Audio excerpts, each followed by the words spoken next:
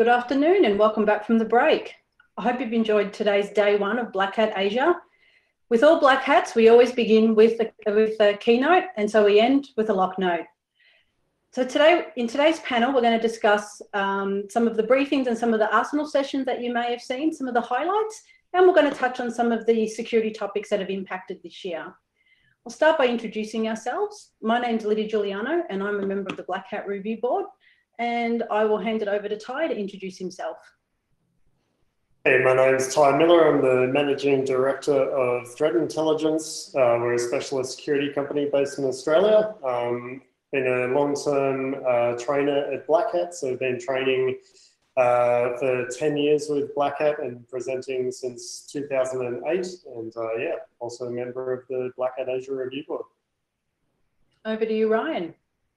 Yeah, hello everyone. I'm Ryan Flores here, Senior Manager for Research in Trend Micro Incorporated, part of the review board for Black Hat Asia, 17 years in cybersecurity, and I'm happy to be here to discuss, all of the great talks that I've also been watching the whole day, and cap it off for everyone. Ashley. Hi everyone, I'm Ashley Shen and I'm from Taiwan, but I'm based in Switzerland, working for Google Threat Analysis Group as a security engineer, sorry. But because of COVID, I'm actually working remotely in Taiwan now. And my research area is threat intelligence, targeted attack, and botnets. I serve in the review board since 2016, and I'm really happy to serve in the board till now. Thanks, everyone. We were making a joke at the start that normally, because we're all virtual, we're used to sort of being up on stage and grabbing a beer, so it sort of helps us to relax a little bit. So we're going to pretend we've all got a beer in hand and just having a bit of a laugh. But I'm going to be moderating today's session. So I've got a couple of questions, but feel free to enter any of your burning questions for us in the questions box, and I'll do my best to read them out as we all talk about things. We saw some really interesting talks today. I mean, we had a great keynote from Gaurav Keethi, and he was discussing obviously the differences with cybersecurity as it relates to the government, and also how that translates to the private sector. We saw some great talks as well. Wi-Fi vulnerabilities, spy cameras in the Asia Pac region, and how that's affecting some of us. Let's start with you, Ryan. What was maybe one of the highlighted talks or briefings that you saw today? Yeah, so for me, one of the highlight talks is the contactless payment, and because I believe that this is going to be a critical, one of the critical things moving forward with regards to the current situation that we are now in. So a lot of retailers, at least for example here in Singapore, and I know also in the Southeast Asia or APAC region, they are preferring contactless payments because you cough on your hand, you touch on the paper bill, and then you hand it over. It can be a medium for transmission for the coronavirus. So contactless payment has been picking up steam rapidly, and knowing that there's a lot of systemic vulnerabilities in the ecosystem of the contactless payment system. It's a very good thing to know, and also somehow very disheartening because a security weakness here, a security weakness there, someone else says that it's not their problem, and things don't get fixed. So probably that's the major talk that I was interested in and learned a lot from earlier. Thanks, Ryan. What about you, Ashley? What was a highlight for you today? Yeah, there are a lot of talks that I like, and it's actually hard to pick just one. But I really like the keynote given by Gaurav. I like the perspective of looking at the problem as public and private. The perspective from the governments are definitely pretty different from private sectors. For example, as private sector, we sometimes blame user for not having enough awareness of the security issues. The government has the responsibility to raise the awareness. So I was impressed by the ideas of the labeling scheme because it's trying to solve the problem from the perspective of the whole supply chains and the market's ecosystems. So consumers should have the power to request vendors for security design. And I'm really looking forward to see how it will be implemented and how the markets will react to it. And I also like the food nutrition analogy, and then I would like to see more countries start to join the team sport. Thanks, Ashley. What about you, Ty? So look, you typically find that, a lot of the attendees either fall into the category of low-level talks where they like the detail, or the high-level talks where they just get the concepts. I tend to find myself a bit of an anomaly in that case where, being the trainer of the Shellcode Lab for the last 10 years, I really love the low-level attacks.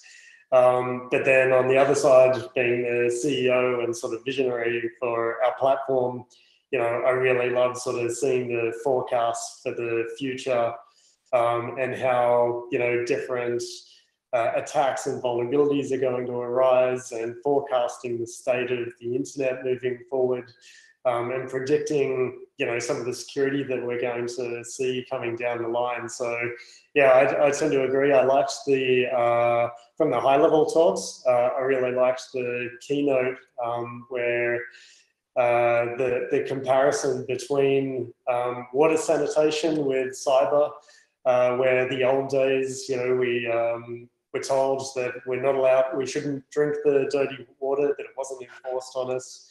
And, people still drink the dirty water, right? And comparing that to cyber, where we're currently saying to people, don't drink the dirty cyber, and we know that everyone is still going to drink the dirty cyber. So I thought that was really interesting, and therefore, we need to make sure that we shift our approach into a strategic one. I think that one of the challenges that I see with a lot of the government initiatives is that they are very strategic, and they take a long time to deliver. The challenge that we've got is that we're in a landscape where, in cyber, we're talking about a change in timeframes of minutes or hours, where 1 minute you're safe, the next minute you're completely vulnerable, and you could have suffered a security breach. On the other side of that talk, there was a comparison with car safety, where drivers don't need to know how a car works; they just want to know that it's safe, right? But that's really different to cyber, where you're comparing against a car on a stable road. It's a known entity, and it's going across something that's safe. When you put that into the context of cyber, though, it's more like sort of compare it against like the Matrix, where you've got those transparent bad guys where they're driving along the freeway, and suddenly drivers are turning into bad guys trying to run you off the road and those sort of things. So it's a little bit different, but I think it was a really good comparison.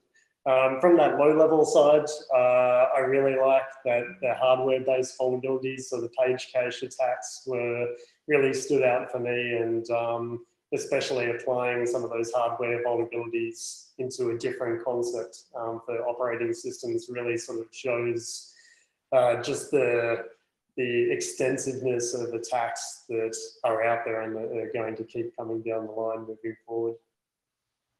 Thanks, Ty. I think that we had some really interesting sessions today, and I think for those that might have missed any sessions today, they are available for you to go back and watch and take another look, especially if maybe there's one that we discussed now that you didn't get an opportunity to see. I think there's just checking if there's any questions. So don't forget to send your questions through if there's any particular topics that you'd like us to discuss. But I think just moving on from the briefings today, to some degree, and we're probably all sick and tired of talking about the impact of COVID. So definitely take a sip of that beer. But I think in the last 6 months, it's definitely impacted many of us, not just personally, but professionally, whether you're working from home or, that remote setup, or even things from privacy issues of tracking apps, or companies try to onboard those VPN systems quickly because, we're used to a small set of users working from home, and now all of a sudden you've got, 20 20, 30,000 people that need to work from home, and the VPNs are under pressure. So, I mean, I think I'd just like to explore that topic a little bit. I mean, I know personally I've been affected with it in my day-to-day work. How has it sort of affected some of you in your day-to-day, and what are you seeing companies doing to sort of overcome some of these barriers? Ashley, I might start with you if that's okay. Yeah, sure. So I believe COVID had a lot of impacts to everyone's life. Actually, for me personally, it was pretty bad because I was actually just relocated to a new country, and then suddenly like all the store closed, and then I was independent. I was like isolated and for 1 month, and it was pretty bad. But also from the cyber perspective, over the past few months, we have also seen a lot of attackers, both financial motivated and nation state attackers. They use COVID related themes to create some urgency, so people respond to phishing attacks and scams. And they often impersonating the health organizations, charities, or some NGOs to target the user to lure them into downloading some malicious malware. We have also seen nation state use this to target governments, and also increase number of health organizations, public health agency, and the individuals they are working in the health industry. So yeah, like I think it's definitely a change in the cyber's perspective, and I think we were definitely going to see more companies being flexible on the work from home policy, and I believe this is good because people are diverse. It's always good for people to have more options to choose their working environment. But of course, at the same time, we will face a lot of challenge in terms of security, because the hackers often see crisis as a great opportunity because of many reasons, because people are more emotional, they are worried for health and safety, and also like you mentioned, that corporates that probably did not set up the remote work environments are now forced and rushed into it, and without carefully assessing the security risk and evaluating how the new solutions fit into the current infrastructure. Many of them also don't have an instant management process for these environments. So I believe this shows a surge of security risk. And also the equipment is also a risk that during remote work, there might be increased personal use of company device, that bad user personal behavior might lead to the company's breach. Also, location is actually another challenge because it's hard to control where people work remotely, and it's often that employee is surrounded by family, friends, or children, or even just stranger in the cafe. So without a strict company policy, it's often an overlooked risk of information leakage. Thanks, Ashley. And Ty, I suppose as someone who, you run your own company, and, you've got, employees and staff and other things to sort of consider. How has this sort of impacted yourself over these last 6 months? Yeah, look, I mean, when, other than the COVID beard that I have to grow, when COVID kicked off, we all saw the escalation of that global economic financial crisis.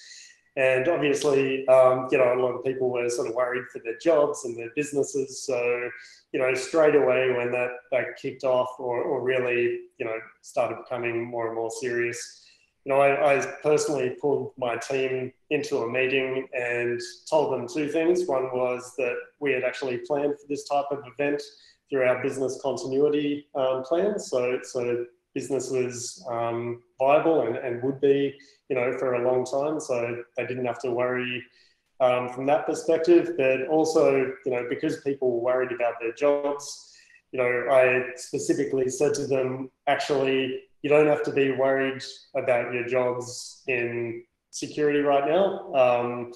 It's actually the opposite, that, you need to be worried about how busy you're going to get and the number of hours you're going to be working because, and I explained that in these economic downturns, they tend to lead to, you know, individuals struggling financially. That then leads to, and that's globally, which then leads to an increase in crime. You know, these days, the highest profit, least risk crime is cybercrime, and therefore we're going to see a massive spike in cybercrime.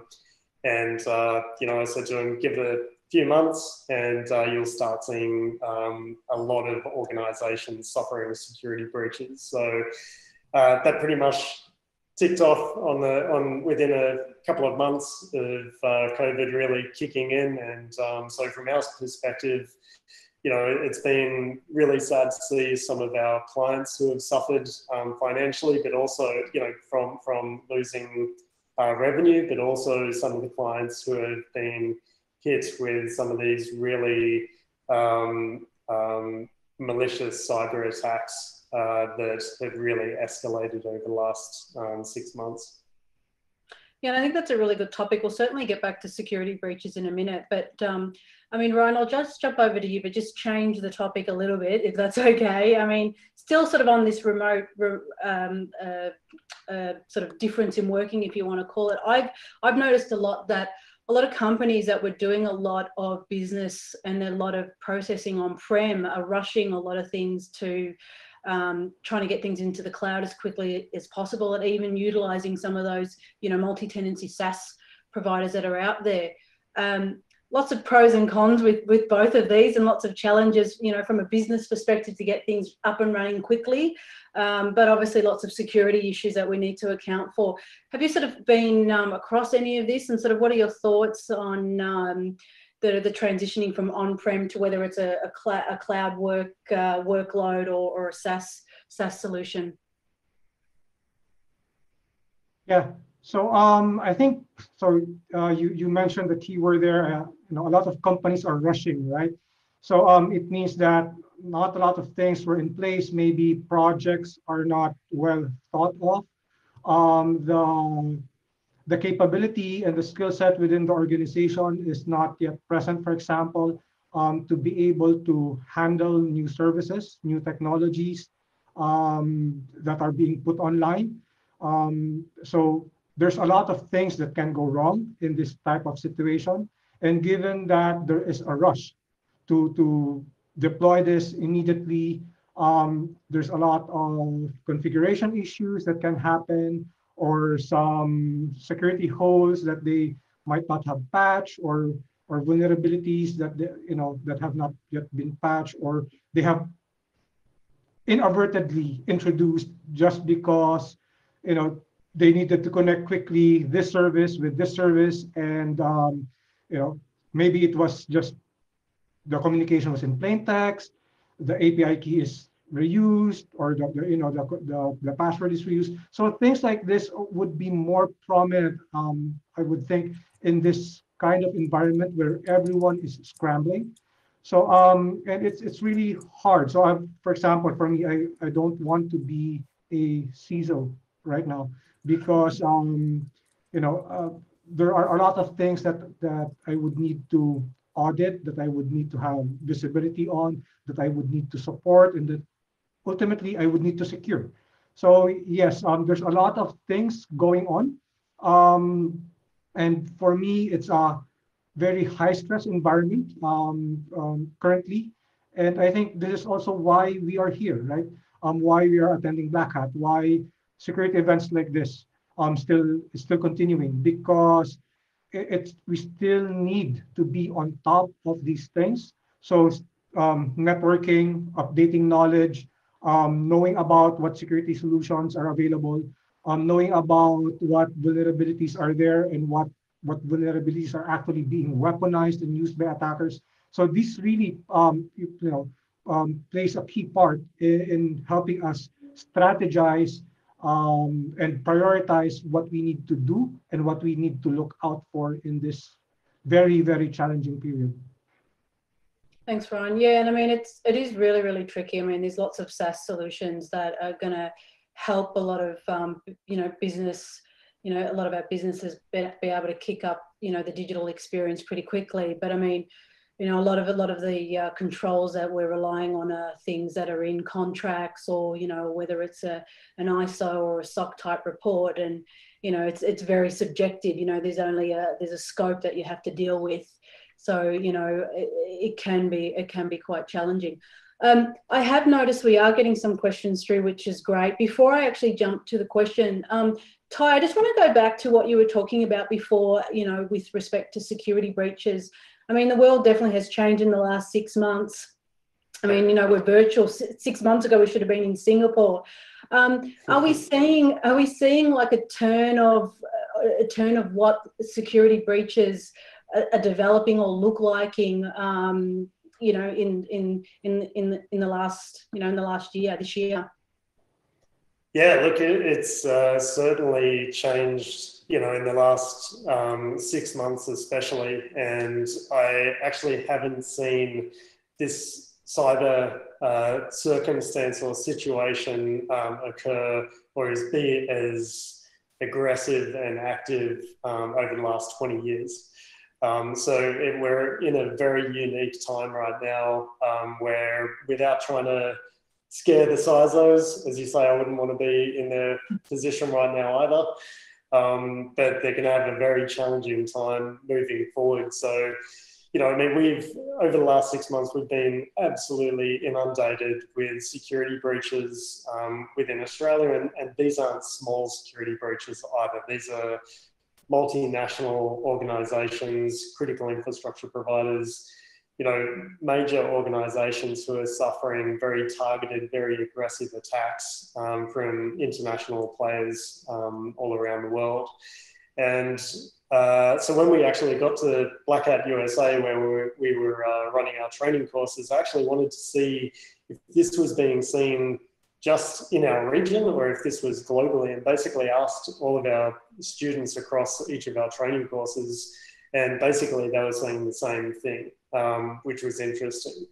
And basically these aren't just the typical sort of drive-by attacks where, a web server gets breached and, the attacker puts some cryptocurrency mining software on there or some, distributed denial of service tools, and they don't even know the company that they've hacked, and they start attacking, someone else, right?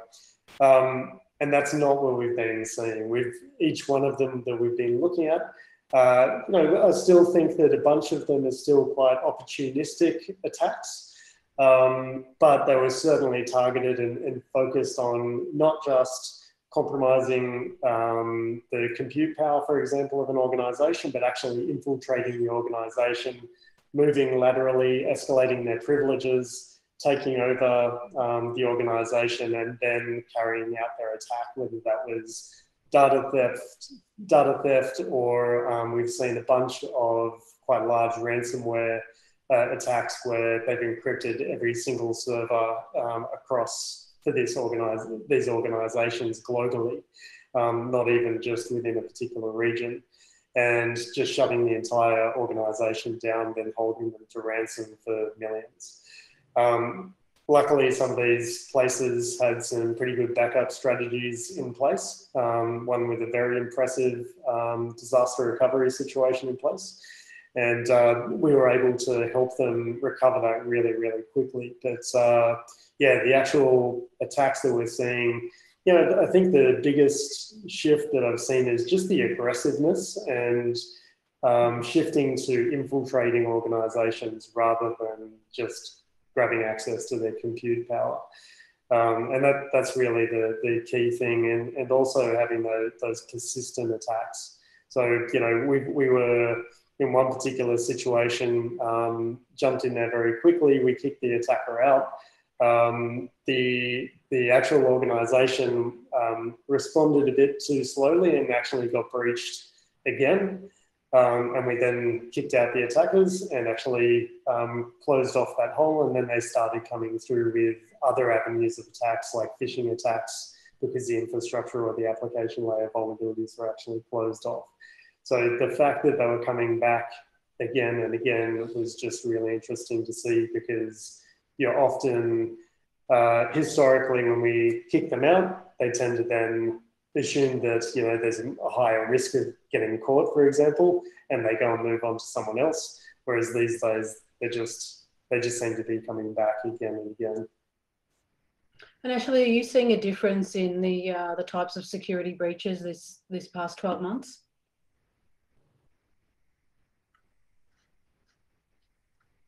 Yeah, Ashley? I don't really see breaches from my side, but as I mentioned, there are definitely, well, actually, I won't say there are new type of security attacks because they are probably the same old groups of attackers that we were seeing. But it's just that they are adapting more COVID and using people's fear about it to doing more social engineering attack and try to conduct more fraud or scam or phishing attack, like targeted attack. I might change the subject a little bit because I know it was something that we were talking about in the green room before, just the subject of misinformation. And I know, Ashley, this is something that you're quite passionate about too. I mean, how do we think as a community, do you think we can fight this a little bit better? Yeah, I think this is a very good question. I think that the most important part of our rules as a security community is to increase the public awareness of disinformation and provide a platform for the research. After the elections in 2016, there are more focus and research on the field in the US, but in my opinion, it doesn't get enough attention in Asia. I also hope that we can provide a platform and opportunity to encourage more research in this area and have more research to show people how we identify the disinformation operations.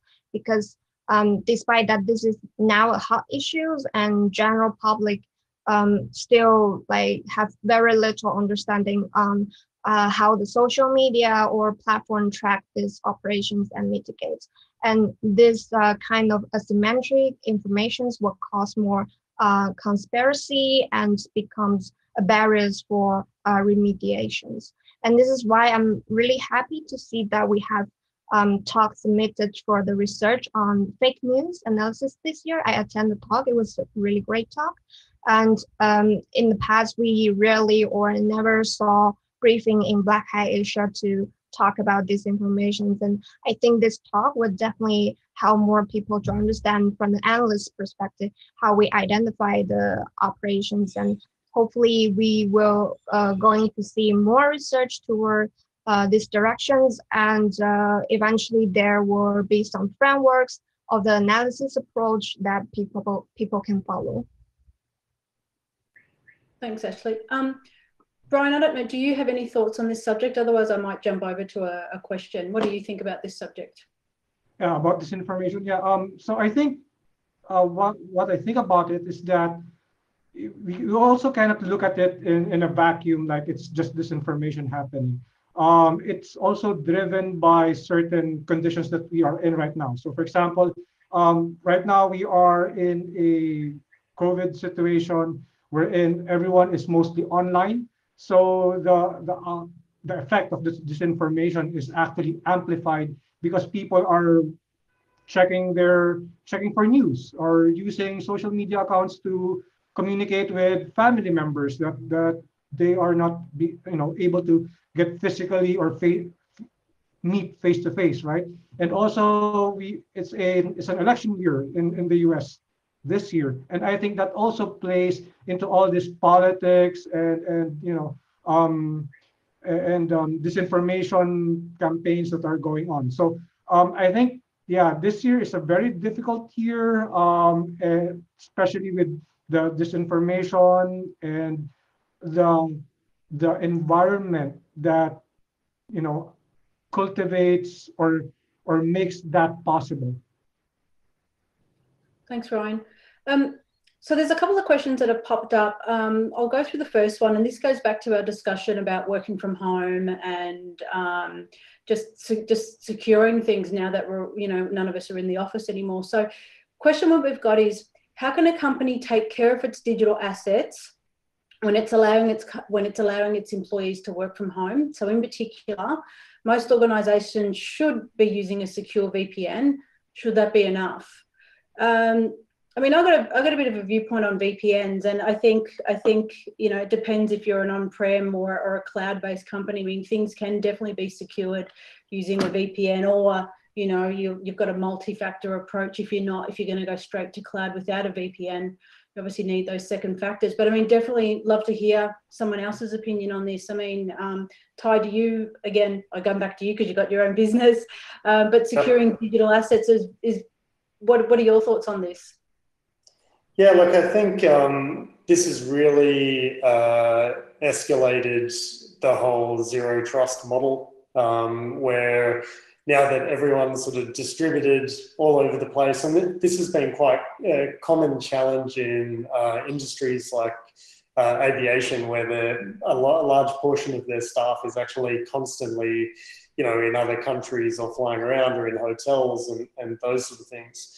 And we've seen really effective distributed security models using that zero trust approach, where you're not trusting the end device, basically sending everything through a VPN that enforces policies and using identity-based access to be able to gain access to only those systems that they require access to.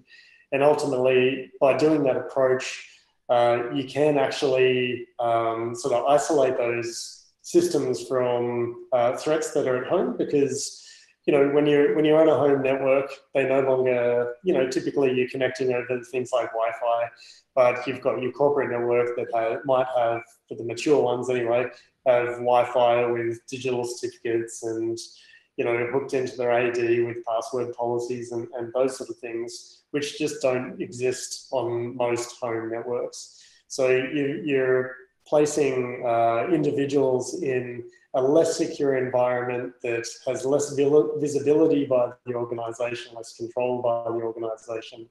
And therefore you need to enforce that sort of virtual boundary around the systems that allow you to connect into your organization, whilst not hindering, obviously, the business functionality. And I think that zero trust model, by enforcing the security on the device that's connecting, as well as the identity that's connecting, is a really good model for organizations to follow in this sort of climate. Yeah, and I still think there's still a lot of resistance as well with, especially when you're moving to a cloud where there may not necessarily be a VPN that could be enforced, where, the business requirements still don't want that multi-factor. They just want to be able to log on. And if you're creating local credentials, well, then that's just going to open up to credential misuse. And, you're going to have your security breaches all over the place, sorry. So it's definitely an interesting discussion. What about you, Ryan? I mean, what are your thoughts on, being able to secure those digital assets? I mean, do we need to use VPN or is there another way? Yeah. For me, I would take a pragmatic approach about it. So I would review where the company data is, and if it's mostly, if they've already been adopting the cloud, then maybe they can accelerate their migration to, Office 365 or Google Docs or whatever cloud service that they're using. Or if their files, if their databases are still in corporate lands, then maybe VPN is the way to go. I'm recommending this because I think it's difficult to transition to one over the other at this point in time, especially that hardware and deployment is going to be difficult because people are not in the office. You need to also consider IT support, for example. If something goes wrong and you change something goes wrong, how do you resolve the issue? And there is man-hour costs related to that, right? So what my recommendation actually is to strengthen what you already have, because deploying something new would be very difficult in this time. And regarding VPNs, probably just I wanted to point out that big IP F5 networks VPN, they had a vulnerability July, yes, July. That was there was a weaponization of that vulnerability a few days later, and actually in our telemetry we see that there's a lot of active attempts in exploitation for this vulnerability. So maybe this is also something that you guys need to put into the equation, that if you have not considered including VPN clients or VPN servers into your into your checklist in vulnerability update or in scanning, it is a very good time to do so, because this environment and the recent vulnerabilities that we've seen, and also the attack patterns, point to attackers actually having interest in this kind of things. Thanks, Ryan. So just going through these questions again, Ty, there's one to you, but I think probably both, I might target both you and Ashley at the same time. The question says, there's only one nation that this particular individual knows of with a reputation of repeated attacks. Does Ty's observation mean this is wider now and even extended to criminal attacks? Yeah, look, I certainly wouldn't put it down to one nation at all. I think that we've seen this across many nations, and they've come out and actively said this in the past from multiple countries. So it's definitely not one nation. I think one of them cops the blame a lot, whether it's them or not. It's extremely hard to do proper attribution of where the attacks are coming from. It is very easy to fake where the attacks are coming from, and you see that with a lot of the attacks that have been coming through. I mean, one of the national cyber attacks against Australia that we saw over the last few months, that the Prime Minister announced, we were actually investigating that a couple of weeks beforehand for a client that suffered a breach.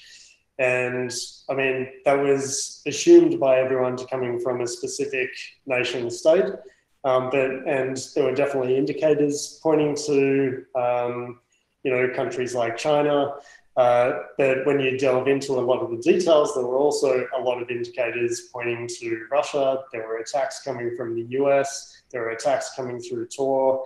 And we've seen others from a whole bunch of other countries that weren't related to China, for example, who constantly comes up. I'm not saying that they're not doing it. What I'm saying is that it is extremely hard to attribute that to anyone when you see indicators coming from every, almost every country on the planet. And from what I've seen over the last 3 to 6 months, is that these are not necessarily nation-based attacks. They've more been focused around cybercrime and financial gains. Even I think one of the interesting things that, you have to take with a bit of a grain of salt in the media from governments talking about all these things, which comes back to some of the disinformation or misinformation that gets put out there, is one, the hype around some of these attacks and how sophisticated they are. I definitely don't think that a lot of these are sophisticated in any way whatsoever. What I've been describing to people is that they're organized and therefore able to break into organizations. They can then escalate themselves very quickly. But really the techniques and the attacks, I mean, our guys have sort of laughed at some of the approaches that they've taken and just questioned why you would go down that path, when it would be much easier to do this sort of attack. But I think that comes down to the methodology that they've got in place, because they're organized attackers rather than sophisticated, nation state attackers. But yeah, definitely more financially motivated. And when you look back at the UN, I think came out in 2018 and said it was up to $2 trillion of cybercrime revenue that gets laundered every year. That's a huge financial goal to go after, even just to get a chunk of that. And I think in the economic times that we're in, where a lot of places are struggling, that's going to be the main thing that people are going to be going after. Thanks, Ty.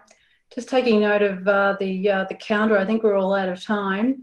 But look, I want to thank all of you again and for making the time to discuss today's events and some of the topics that have impacted all of us, I think, these last 6 months. Definitely come back tomorrow. This keynote's going to be a good one. And hopefully, you know, got any questions, ping us online and we'll see you tomorrow and hopefully next year in Black Hat Asia in Singapore. Thanks, everyone.